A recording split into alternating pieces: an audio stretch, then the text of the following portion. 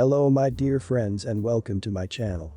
Don't forget to make yourself a cup of tea or coffee with snacks if you want, because today we have very interesting stories, and one of them is a story about a woman who decided OP should watch her kids while she's relaxing and eventually gets what she deserves. Please subscribe if you haven't and I hope you'll enjoy it. So a little background. I left home after my aunt confronted my mother about the lack of punishment on my brother for filming me change and sharing that video with his friends.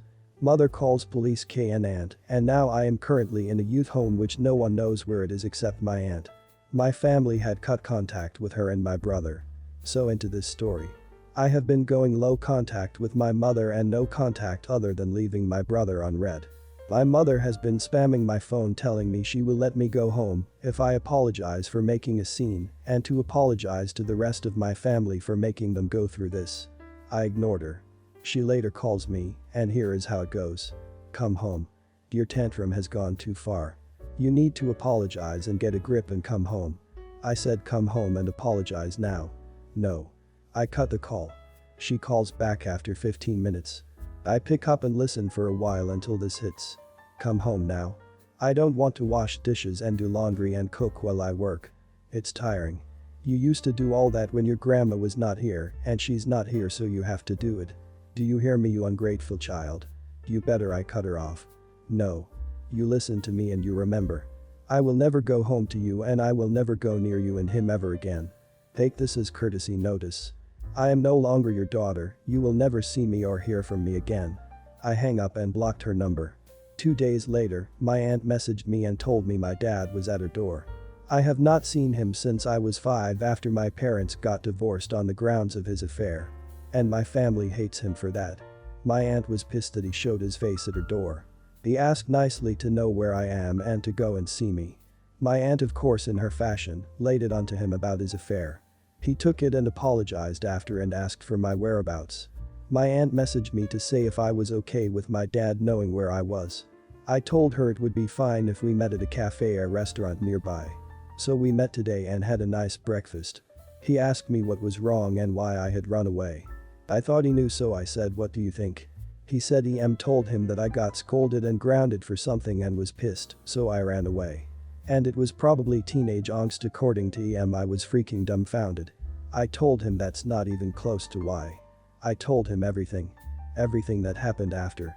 What she did, more like didn't do, and how she reacted when I tried to tell her I felt unsafe. He was freaking pissed. He was pissed for the fact that he didn't know about it earlier and for the fact tried to lie and get him to coerce me into going home. After the meeting he told me he was going to M's house and confronting her. He says he will take me away with him and threatens to sue her for abuse because some of the things she did to me is clause for emotional and psychological abuse. He is also threatening to cut off my brother's education fund and transfer them for me to use.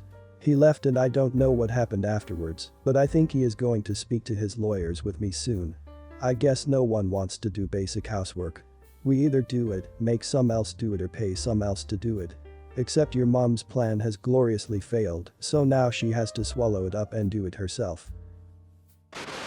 This story takes place around 2007 when I was about 15 or so. For a short backstory, my dad was a pilot for a little over 20 years and retired about 8 years ago due to poor health. In 2007, he was still flying for a private charter company who gave him a semi-old Merlin to fly. His job was to fly the owners of the plane to anywhere they needed to go to run their businesses in the US or take them on vacation with their families. Though around this time, my parents were filing for a divorce and my dad decided I needed a vacation from my toxic mother. So after getting the okay from the boss he was scheduled to fly, my dad surprised me and told me he was taking me with him to Florida for a few days. Obviously, I was super excited since I loved flying with my dad as co-pilot ever since I was little. Of course, I loved watching him work, it was always really cool. Now, onto the story. My dad and I got up at around 4 a.m. and drove to the small airport he had parked his plane. He left it there when he wasn't working, so he wouldn't have to make the 4-hour drive into the big city where his bosses were stationed at. After we flew to the small charter airport in the big city, we prepared the plane by cleaning the leather seats, restocked the cooler of drinks, and once his boss and his family arrived, my dad and I loaded up their luggage. Already, my dad was a bit uneasy. You see, with a Merlin, you're not supposed to load up the backside of the plane with too much weight, as it causes the tail to dip a bit. If you load it too much, it can either cause the plane to tip backwards or potentially damage the tail on takeoff. Luckily, my dad managed to convince his boss to leave behind things they wouldn't really need on the trip so their personal driver could take it back home. Boss and my dad got along pretty well, and he made sure to always take my dad's word very seriously since my dad was an expert pilot. Boss's wife, on the other hand, was a very entitled person who will now be called Angie. She brought a nanny with her, let's call her Steph, that was her personal friend. Steph's job was to babysit Angie's two boys, around 5 and 6, and also babysit Angie's 1-year-old baby daughter while on this trip. Dad was already a bit angry because he had already put it in their flight plan that we only had 6 people and 1 infant in total on the plane and didn't know Angie was bringing Steph. Now, he needed to make a few phone calls to fix this so he wouldn't get in trouble with the FAA. While my dad was doing this, Angie was whining and moaning about how hot it was sitting in the plane and was whining about my dad taking so long. Thankfully, boss told her to stop and reassured her we would take off soon. Already, I had a bad impression of her. This was gonna be a long flight. We took off from the airport and while the family and Steph sat in the back, my dad got to work. He was talking back and forth with the tower, getting clearance on turning and ascending to higher altitudes. Saying things like, number XXX, departure, airport we left, en route to Florida airport, requesting to ascend to 8,000. I could hear it all from my headset as I watched him work the console. We were about an hour into our flight when I noticed a flashing light on the console. I looked down to see it was coming from what I call the plane status gauge, and it was blinking red for the right wheel compartment. I asked my dad if that was normal, and he seemed a bit confused. However, he reassured me that it shouldn't be a problem. A few minutes later, the right side began to shake pretty badly in a rhythmic way, and we knew that was not turbulence. I asked him, since on his GPS it said we were near another major city, if we should land and find out what's wrong. He agreed, and after talking to boss, we landed safely. While we waited in the terminal for boss and dad, I was watching the news in the main lobby while Angie and Steph, who was holding the baby, complained about the stop. Ugh, why did Dad land? We're gonna be late. Yeah, like, didn't you have a reservation at some rich restaurant? Ugh, yes.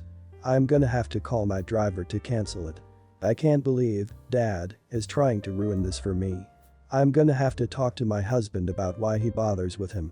He's clearly incompetent and he looks like he's lazy. I mean, look how obese he is. I was nearby, listening. The whole time, as this arrogant woman was belittling my father behind his back. My dad is a very large man with Russian qualities. He had a very stern face most of the time, icy blue eyes, and has been through too much crap in his life, which has made him have a very straight-to-the-point attitude. I respected my dad, and hearing her talk crap about him just made me furious. However, I didn't want to get my dad into trouble for saying anything, so I just kept quiet and watched TV. After about 2 hours of waiting, we found out the problem with the Merlin. It turned out that as we were taking off, a piece of metal debris that was on the runway got stuck up into the wheel compartment of the right side, causing the landing gear's hydraulics to not lock the wheels into place once the wheels went up. It was constantly moving up and down, tearing up the insides and damaging the wheel. We got very lucky that we decided to land, otherwise it would have made it very dangerous for us to fly or land safely in Florida. If we made it there. So, my dad personally began to make calls to arrange another charter flight for boss and family with a company at this airport while boss stayed with the plane to hear what it was going to cost to fix it. Meanwhile, Angie is letting her 2 boys run around the terminal like wild monkeys. They were annoying the staff, leaving a mess, and overall just being wild animals. However, I don't blame them.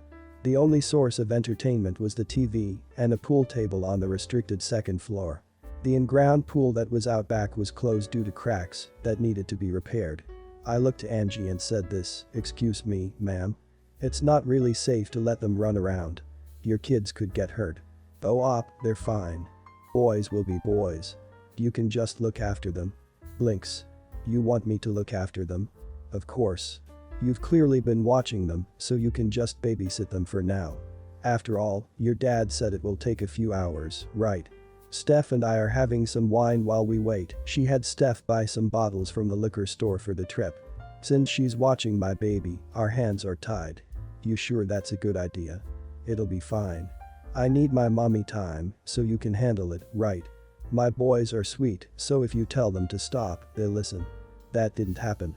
I ended up chasing the boys around the airport terminal for about 3 hours, telling them to stop or just trying to keep them from getting into more trouble. I had to pull them out of offices, keep them from crossing the do not enter line for the pool, keep them out of the fridge in the pilot lounge, and many times had to run outside to keep them from going out onto the airport taxiway. I didn't want to get blamed if they were run over or got seriously hurt from the equipment out on the ramp. While I was running around making sure these two didn't get into more trouble, Angie continued to whine and complain about how long it was taking to leave and how we're not going to make it to the beach today. This trip is gonna be ruined. How could Dad do this to us? My boys were looking forward to the beach. It was finally around 9 p.m. when the boys passed out in chairs in the terminal and I was beyond exhausted, so I collapsed on the couch. My dad came in to check on me and he noticed how exhausted I was. He asked me if I was alright and I made sure to quietly tell him what happened. I even pointed over to Angie and Steph, who were laughing while finishing off their second bottle of wine. Pretty drunk, while the baby slept in her carrier beside them. My dad was pissed, but he was proud of me for trying to make sure he didn't get into trouble. He knew he couldn't take Angie on himself since she was boss's wife. However, he knew how to get her into trouble in a professional manner. He called his boss and told him that they needed to talk about another safety issue that came up. When boss shows up, he asks my dad what's wrong, and my dad said this. Dad. Sir, I just wanted to let you know that your wife and nanny have had about 2 bottles of wine, and I will have to inform the pilot who will be flying you to Florida. Really? Why? You see, if someone is intoxicated while flying in a small charter plane like ours, it's very dangerous. The pilot will be obviously in the front seat and unable to watch your wife and nanny. If your wife or nanny had any complications, got sick, or needed any medical attention, there would be a high possibility the pilot wouldn't be able to help or land quick enough to help them. Not to mention, one of them could open the hatch door and could risk killing everyone. Last part was crap, since most hatches were set up to open only in an emergency and were very hard to open. He is visibly fuming at this point. What do you suggest? Seeing as how Steph is intoxicated as well, I believe it would be safer to wait until tomorrow morning to leave.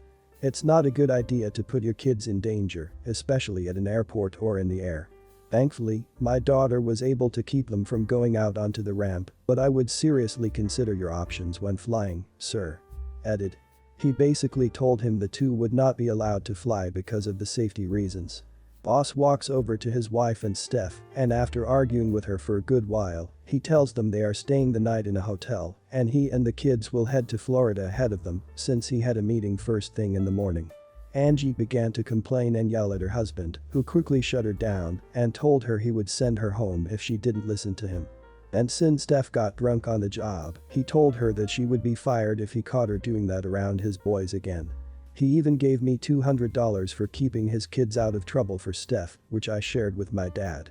Boss left with the kids, the 2 women were taken by a driver to a hotel, and my dad and I took a flight all the way back home since we weren't needed to fly them anymore.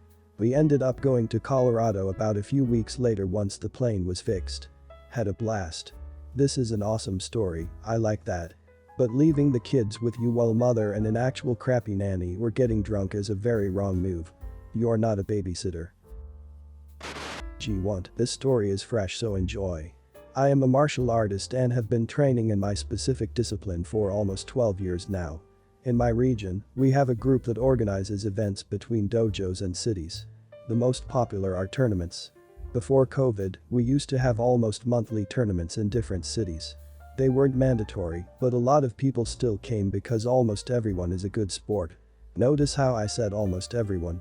Since tournaments have started up again, with a lot of restrictions for health reasons, my dojo has been pretty happy. Those of us who can go, take time to commute. The last tournament I was at was a day ago, and we were in a city that was about a 2-hour drive away from my hometown. Everything was going smoothly until I went into the change room to change into my guy. There was a mother there with her daughter who looked around my age. Why the mom was there was beyond me, but I didn't pay them any mind and went to a corner to change. I had half of my uniform on during the drive there, but I still needed to put my top on and my knee brace. When I was rolling up my pants to pull it on, the mother was giving me this nasty look. She quickly pulled the daughter out of the locker room. Just before I pulled on my belt, my senior instructor told me I needed to see the head black belts immediately. Now, here's where it gets interesting. Cast. Entitled mother, EM, entitled girl, EG, my instructor, MI, head black belt, HB, me. Is everything alright? This woman and her daughter say that you have illegal gear. Could we please see it? Of course, I left my gear bag in the change room though. I can run and grab it if you want. Oh no you don't. Everyone in the small group turned to her. She put the gear on while my daughter and I were in the change room. Are you sure it was op? I've been training her for years, she bought her all her gear at my dojo, and we don't have anything illegal. She was putting gear on her knee. I saw her. Do you mean my knee brace? She needs that. I was notified about that knee brace. It's perfectly legal for op to wear it, she needs it if she wants to compete safely. No, it's illegal. My daughter has to fight someone with reinforced knees. How is that fair? Why is your daughter aiming for the knees? Not to mention, op and your daughter wouldn't spar each other. They're in completely different belt rank divisions. Why does she even need it? She can walk just fine. If you have to know, I've had knee problems for years. Just ask anyone from my dojo. I got into an accident a while back and it just made things worse. I did physio and now I can walk properly, but my knee could give out if I'm not careful. Still, my daughter will be competing for grand champion. How? Your daughter's an orange belt. She's not going to be allowed to compete. It's a black belt division. But that's enough. Op is competing, but if you don't stop pressing this issue, e.g. won't. HB turns to me, go get the rest of your guy on. Good luck in competing. Thank you, Mr. HB. The girl got to compete and lost while I did the exact same thing. Still, the person who won deserved that gold. Anyway, this isn't as bad as the many stories I've read, but I thought I'd share this woman's audacity. That mum is telling her kid to aim for knees really? Not a pro, but I'm guessing a kick to invert a knee is not a legal move in most tournaments. Well guys, that's it for today. If you end up enjoying this video please consider subscribing, and if you missed the last episode on the channel I'm gonna link it right here. The story is about a woman whose child behaved badly and when she was told about it, she did this. Check this out if you haven't, and I'll see you in my next video.